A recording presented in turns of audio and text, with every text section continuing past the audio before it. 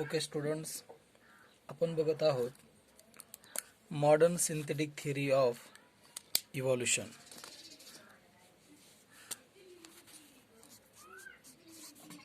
Modern synthetic theory of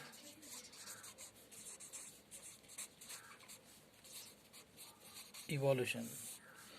modern synthetic theory of evolution ही अशी theory आहे जी आपल्याला ओव्हरऑल इव्हॉल्युशनचा मेकॅनिझम एक्सप्लेन करणार आहे.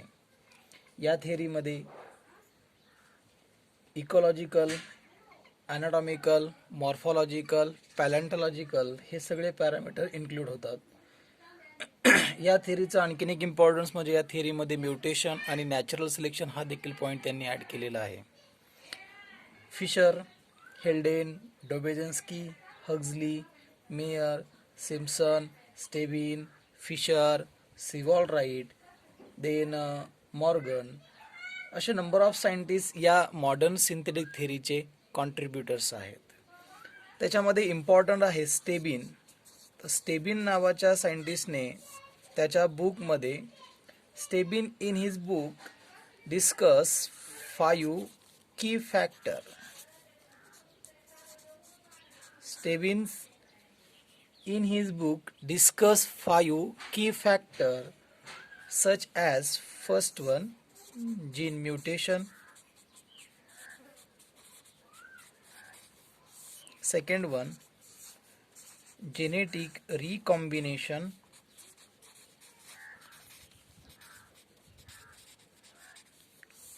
third one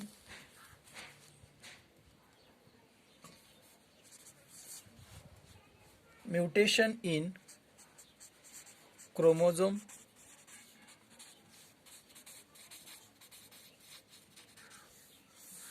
fourth one natural selection, आणि फिफ्थ वन आहे रिप्रोडक्टिव्ह आयसोलेशन. हे 5 इम्पॉर्टंट की फॅक्टर स्टेबिन्सने त्याच्या बुकमध्ये 5 key factor important raw material for modern synthetic of इव्हॉल्युशनसाठी त्यांनी एक्सप्लेन केलेले आहेत. तर याच्यामध्ये हे पॉईंट स्टडी करण्याच्या अगोदर आपण मॉडर्न सिंथेटिक थिअरीमध्ये काही इम्पॉर्टंट पॅरामीटर आहेत ते आपण वन बाय वन स्टडी करूया.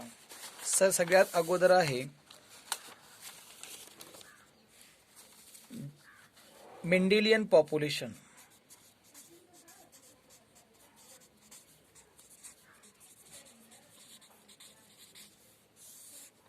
The first one, what is meant by Mendelian population? Mendelian population means group of individual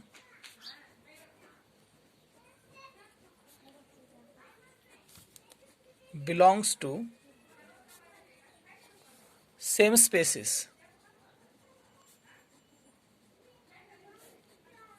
They are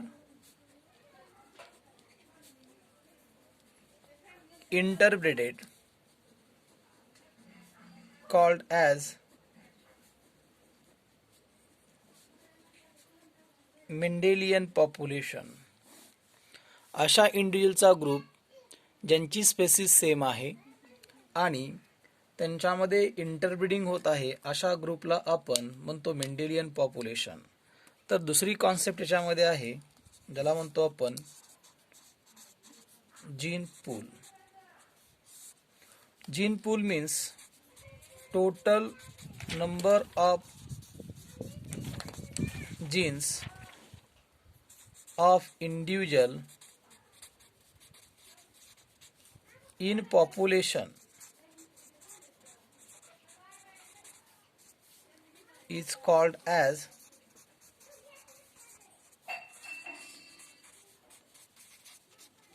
gene pool. पॉप्युलेशनमध्ये असणाऱ्या इंडिव्हिज्युअलमध्ये जेवढे टोटल नंबर ऑफ जीन्स आहेत त्यांना आपण जीन पूल म्हणतो. थर्ड वन आहे gene frequency. Third one point आहे gene frequency.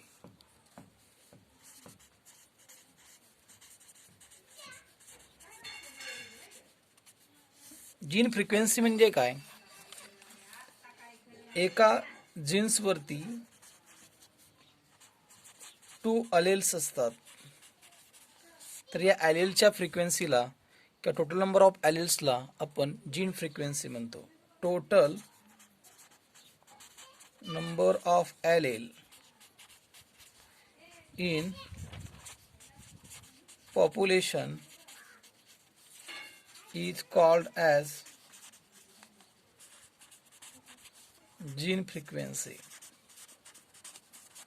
त्याला आपण जीन फ्रिक्वेन्सी म्हणतो. आता बघा, आपण मॉडर्न सिंथेटिक थेअरी ऑफ इव्हॉल्युशनमध्ये आपण टोटल 5 की फॅक्टर पाहिलेले आहेत. But modern synthetic theory of evolution compromise by mainly 3 concept. तर मॉडर्न सिंथेटिक थेअरी ऑफ इव्हॉल्युशनमध्ये मेनली 3 कॉन्सेप्ट आहेत. तर फर्स्ट वन आहे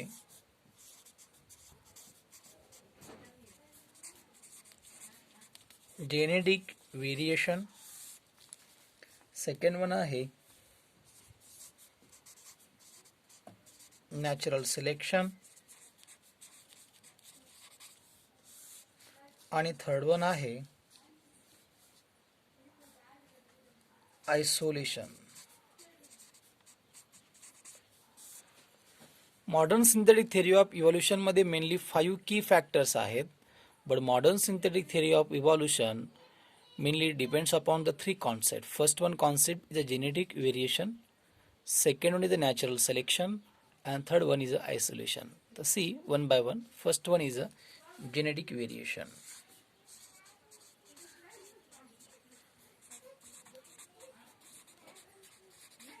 First one, what in by genetic variation? The change in genes and gene frequency is called as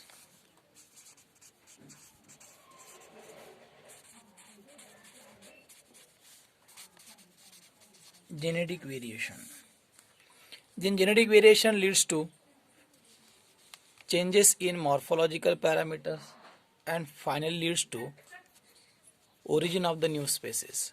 Means first one, genetic variation is a raw material for evolution. First one, genetic variation is raw material for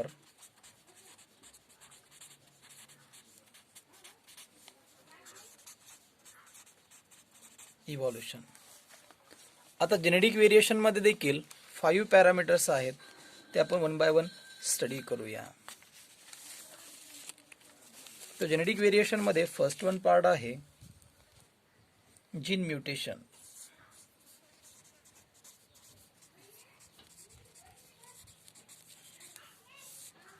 second one आहे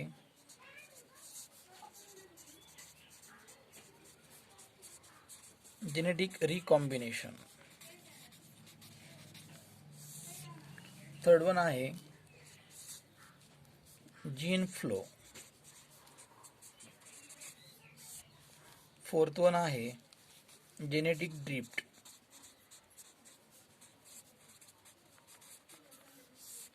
आणि fifth one आहे chromosomal aberration. These 5 factors are important for genetic variations. First one आहे gene mutation. तर gene mutation मध्ये जीनचं structure काय होईल? Change. जर जीनचं स्ट्रक्चर चेंज झालं, leads to change in phenotype of the organism and causing variation. Gene म्युटेशनला आपण दुसरं नाव देतो पॉइंट म्युटेशन. तर सेकंड वन पार्ट आहे genetic recombination. In case of the sexually reproducing organism, during gamete formation, exchange of genetic material occurs between non-sister chromatids of homologous chromosome. This is also called as crossing over. आपण बघतो जेव्हा गॅमेटचं formation होतं तेव्हा देखील genetic काय होतं? Exchange. आणि during fertilisation और आफ्टर फर्टिलायझेशन जेव्हा गॅमेट्सचं काय होतं मिक्सिंग, तेव्हा देखील क्रोमोझोमचं किंवा जीन्सचं काय होतं changing. That part we called as genetic recombination. Third one part आहे gene flow. Gene flow is movement of genes into or out of population. Gene movement may be in the form of migration of organism or gametes or segments of DNA. Then genes flow also alter the gene frequency, and therefore it is an important parameter for genetic variation. Then fourth one, genetic drift. Genetic drift means change in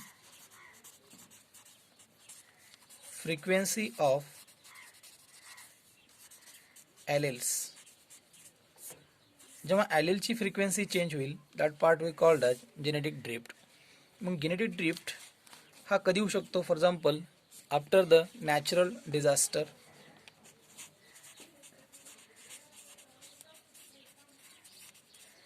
like flood, earthquake, तेव्हा number of पॉप्युलेशनमध्ये असणारे जे alleles आहेत ते काय होतात? Deleted. That part we called as genetic drift. And last one part आहे chromosomal aberration. Chromosomal aberration means structural and morphological change in chromosome. That part we called as chromosomal aberration. Structural and morphological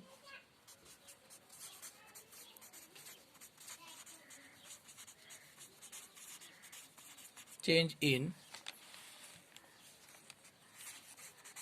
chromosome is called as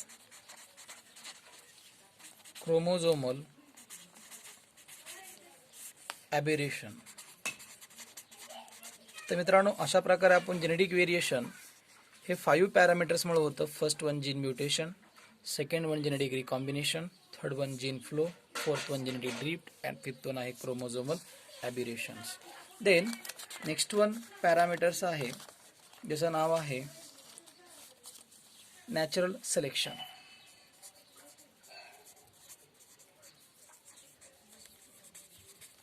second one concept आहे natural selection. तर natural selection हा चांगल्या प्रकारे explain केला होता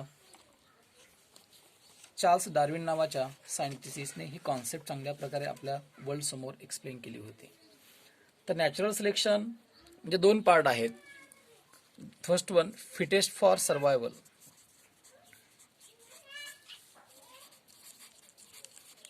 जे organism fit असतील ते असतील सर्वायवल, आणि जे अनफिट असतील दे मे बी डाय. त्याच्यामध्ये आपलं एक एक्झाम्पल आहे, मोस्ट कॉमन एक्झाम्पल आपण कन्सिडर करतो, ज्याच्यामध्ये आहे इंडस्ट्रियल मेलॅनिझम.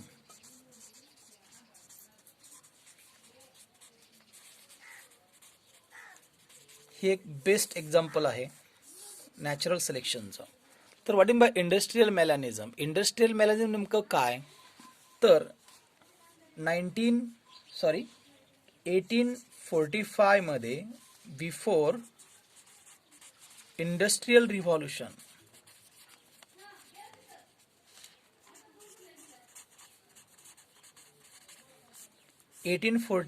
मध्ये म्हणजेच बिफोर इंडस्ट्रियल रिव्हॉल्युशन, औद्योगिक क्रांती होण्याच्या अगोदर ग्रेट ब्रिटनमध्ये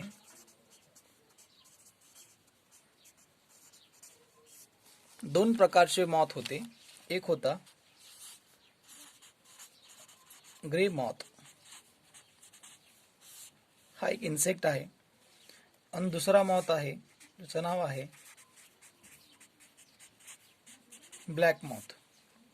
grey wing moth, black wing moth, करड्या रंगाचे पतंगे आणि काळ्या रंगाचे पतंगे. तर बिफोर इंडस्ट्रियल रिव्हॉल्युशनमध्ये these moth or these insect are nocturnal. Nocturnal म्हणजे ड्युरिंग डे टाईमला ते, ड्युरिंग नाईट टाईमला ते ॲक्टिव्ह असतात आणि ड्युरिंग डे टाईमला ते हाईड असतात, लपून बसतात. तर झाडाच्या बुंद्यावरती, ट्रंकवरती ग्रे मॉथ आणि ब्लॅक मॉथ काय व्हायचे? हिडन व्हायचे, लपून बसायचे. तर या ट्रंक पार्टवरती असायचा लायकन. लायकन म्हणजे दगडफूल, ज्याच्यावरती अल्गी आणि काय असते, फंगी असते. तर अल्गी आणि फंगीमुळे हा जो ट्रंक पार्ट आहे तो पण कसा बनला, ग्रे कलरचा बनला. तर जेव्हा यांचं हंटिंग करण्यासाठी बर्ड्स यायचे तेव्हा बर्ड्सला इझिली कोण सीन होत असेल, ब्लॅक मॉथ. कारण ग्रे मॉथ आणि या लायकनचा कलर हा सेम होता. त्यामुळं यांनी कॅमोफ्लेज केलं, म्हणजे ग्रे मॉथने बर्ड्सपासून, पक्ष्यांपासून त्यांची सुटका केली. परंतु पक्ष्यांमध्ये विक्टीम कोण ठरले, ब्लॅक मॉथ. मग बर्ड्सने त्यावेळेस मोठ्या प्रमाणामध्ये कुणाची हंटिंग केली, ब्लॅक मॉथ. आणि ब्लॅक मॉथचे नंबरचे काउंट हा डिक्रीज झाला आणि ग्रे मॉथचा काउंट हा काय झाला, इन्क्रीज झाला. ही घटना घडली बिफोर इंडस्ट्रियल रिव्हॉल्युशन, म्हणजे 1845च्या नंतर, 1845च्या अगोदर. आता जेव्हा ग्रेट ब्रिटनमध्ये इंडस्ट्रियल रिव्हॉल्युशन झालं, म्हणजे त्याला आपण काय म्हणू, आफ्टर रिव्हॉल्युशन. रिव्हॉल्युशन झाल्यानंतर इंडस्ट्रीजमुळं लार्ज अमाऊंटमध्ये पोल्युशन झालं आणि पोल्युशनमुळं ब्लॅक सुदी फिल्म या प्लांटच्या ट्रंक पार्टवरती डिपॉझिट झाली आणि लायकन पार्ट हा डिजनरेट झाला. तेव्हा ड्युरिंग डे टाईमला ग्रे मॉथ आणि ब्लॅक मॉथ या झाडाच्या ट्रंकवरती जेव्हा बसतील तेव्हा या झाडाच्या खोडाचा रंग पण आता ब्लॅक बनला. कारण का, एअर पोल्युशनमुळे. तेव्हा बर्ड्सला इझिली कोण सीन होत असेल, ग्रे मॉथ. आणि कोण कॅमोफ्लेज करत असेल, ब्लॅक मॉथ. तेव्हा बर्ड्सने ग्रे मॉथची मोठ्या प्रमाणामध्ये हंटिंग केली आणि याच्यामधून कोण वाचू शकले, ब्लॅक मॉथ. कारण झाडाच्या बुंद्याचा रंगही काळा होता आणि यांच्या पंखांचा, विंगचाही कलर कसा होता, ब्लॅक होता. म्हणजे बघा मित्रांनो, बिफोर इंडस्ट्रियल रिव्हॉल्युशन कोणाचे काउंट वाढले, ग्रे मॉथ. आणि कोणाचा काउंट कमी झाला, ब्लॅक मॉथ. तर आफ्टर इंडस्ट्रियल रिव्हॉल्युशन कुणाचे नंबर कमी झाले, ग्रे मॉथ. आणि कुणाचे नंबर वाढले, ब्लॅक मॉथ. म्हणजे इथे इम्पॉर्टंट पार्ट आहे नेचर, निसर्ग ठरवेल की कोणाला फेवरेबल कंडिशन आहे आणि कोणाला अनफेवरेबल कंडिशन आहे. ज्यांना फेवरेबल कंडिशन भेटली दे आर सर्वायबल, म्हणजे they are fit, they are survivable. ज्यांच्यासाठी अनफेवरेबल कंडिशन भेटली म्हणजे ते अनफिट आहेत, दे मे बी डाय. तर अशा प्रकारे मित्रांनो आपण 2 प्रकारच्या कॉन्सेप्ट स्टडी केल्या. आता थर्ड नंबरची जी कॉन्सेप्ट आहे ज्याला आपण म्हणतो आयसोलेशन. तर आयसोलेशन ही कॉन्सेप्ट कशा प्रकारे आहे ते आपण बघूया.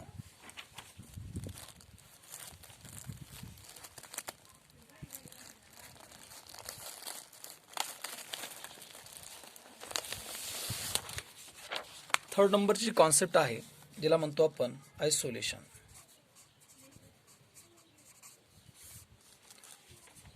ही एक लास्ट वन कॉन्सेप्ट आहे आयसोलेशन. तर आयसोलेशन म्हणजे काय, isolation means separation of population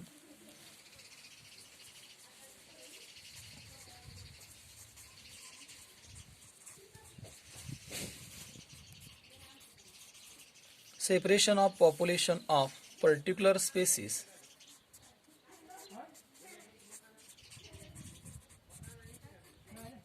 into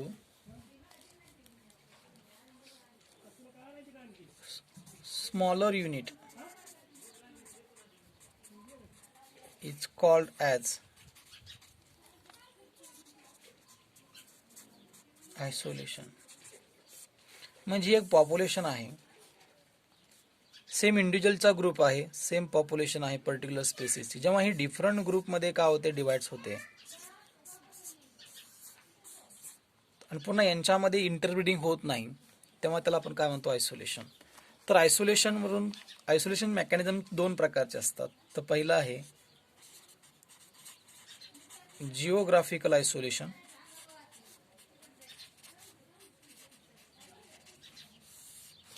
आणि दुसरं आहे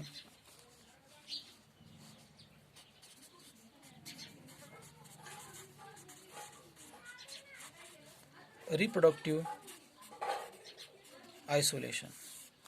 तर पहिलं बघू आपण जिओग्राफिकल आयसोलेशन. जिओग्राफिकल आयसोलेशन म्हणजे काय, separation of population of particular species into smaller unit by geographical factor. तर जिओग्राफिकल फॅक्टर कुठले असतील,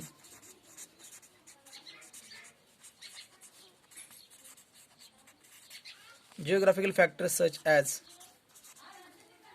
माउंटेन्स,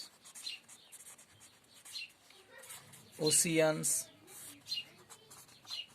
रिव्हर, फॉरेस्ट, डेझर्ट अशा डिफरंट टाईपच्या जिओग्राफिकल एरियामध्ये हे जेव्हा पॉप्युलेशनचा स्मॉल ग्रुप डिवाइड होतो आणि त्यांच्यामध्ये पुन्हा इंटरब्रीडिंग होत नाही, तेव्हा त्यांच्यामध्ये डिफरंट टाईपचे एन्व्हायरमेंटल फॅक्टरमुळे त्यांच्यामध्ये नंबर ऑफ पॅरामीटर काय होतात, डेव्हलप होतात due to mutation and they are prevent the interbreeding. याच्यामधून development of the new species, ज्यालाच आपण काय म्हणतो, इव्हॉल्युशन. हा झाला पहिला पॅरामीटर, ज्याला म्हणतो आपण आयसोलेशन. तर मित्रांनो, सेकंड वन जो आहे त्याला म्हणतो आपण रिप्रोडक्टिव्ह आयसोलेशन्स. तर रिप्रोडक्टिव्ह आयसोलेशन म्हणजे नेमकं काय?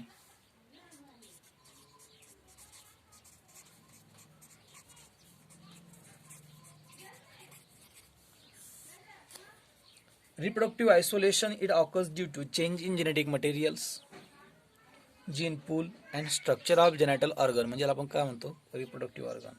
त्याच्यामध्ये देखील दोन प्रकारचे पॅटर्न असतात. एकाला म्हणतो आपण प्री मेटिंग आयसोलेशन आणि दुसरा आहे post mating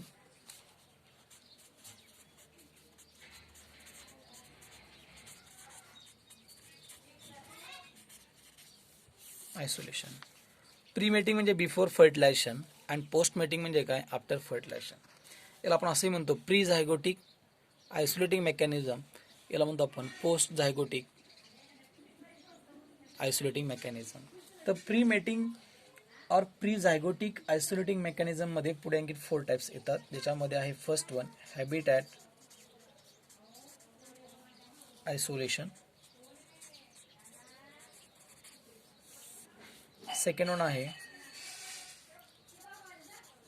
seasonal isolation,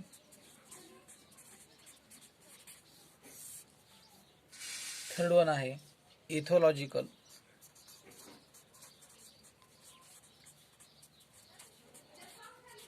isolation आणि फोर्थ वन आहे मेकॅनिकल आयसोलेशन.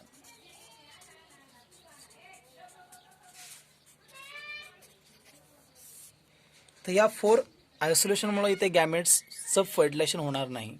हॅबिटॅट आयसोलेशन म्हणजे काय, इथं members of population living in same geographical region but they occupy separate habitat therefore they do not meet.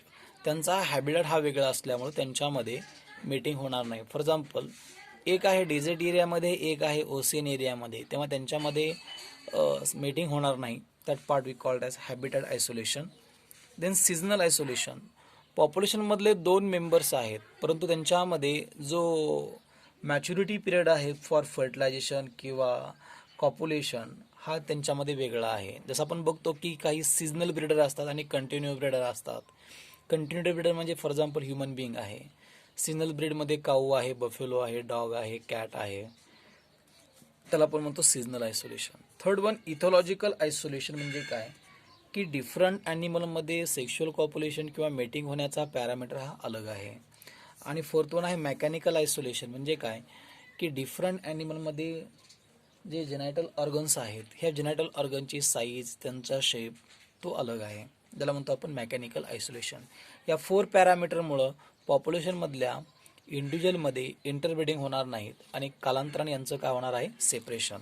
आणि याच्यामधूनच नवनवीन प्रकारच्या स्पेसिस, नवनवीन प्रकारच्या प्रजाती आपल्या विश्वामध्ये तयार होणार आहेत.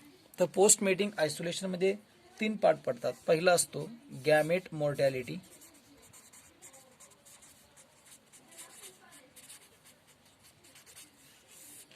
दुसरा आहे झायगोट मोर्टॅलिटी आणि थर्ड वन आहे हायब्रिड स्टर्लिटी. गॅमेट मोर्टॅलिटी म्हणजे जो 2 डिफरंट इंडिव्हिज्युअलचे जे गॅमेट असतील डिफरंट स्पेसिसमधल्या, तर हे काही गॅमेट जे आहेत त्या गॅमेटचा स्पेसिफिक लाईफ स्पॅन राहतो, त्यामुळे हे गॅमेट्स दुसऱ्या गॅमेटसोबत फर्टिलाइज होत नाही, याला म्हणतो आपण गॅमेट मॉर्टॅलिटी. आणि जरी हे गॅमेट्स जरी फर्टिलाइज झाले तरी तो जो झायगोट आहे तो कालांतराने काय होईल, डाय होऊन जाईल. Here egg is a fertilise but zygote die due to one or other reasons. And third one आहे हायब्रिड स्टर्लिटी. आपण जसं बघितलं म्यूल हा जो आहे इंटरस्पेसिफिक हायब्रिडायझेशन प्रोडक्ट आहे कोणाचा, फॉर एक्झाम्पल डॉंकी आणि हॉर्सचा. मग सांगा डॉंकी आणि हॉर्स या दोघांची स्पेसिस अलग आहे. त्यांच्यापासून आपण जो म्यूल नावाचा ॲनिमल बनवला आहे हा याचा हायब्रिड हे मॅच्युअर होईल, परंतु ते आर स्टराईल. स्टराईल म्हणजे काय, त्याच्यामध्ये रिप्रोडक्टिव्ह कॅरेक्टर्स हा ॲबसेंट असतील. मग that part we called as hybrid sterility. तर मित्रांनो, आपण अशा प्रकारे आजच्या लेक्चरमध्ये स्टडी केलं आपण modern synthetic theory of evolution. Modern synthetic theory of इव्हॉल्युशनमध्ये आपण महत्त्वाचे काही पॅरामीटर्स बघितले. त्याच्यामध्ये फर्स्ट वन आहे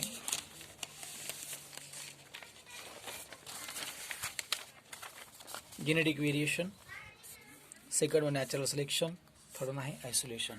मॉडर्न सिंथेटिक थेरी ही 3 पॅरामीटरवर डिपेंड आहे. पहिला आहे नॅचरल, फर्स्ट वन आहे genetic variation, second one natural selection and third one आहे आयसोलेशन. अशा प्रकारे मित्रांनो आपण आजच्या लेक्चरमध्ये स्टडी केलेला आहे modern synthetic theory of evolution. Okay, thank you.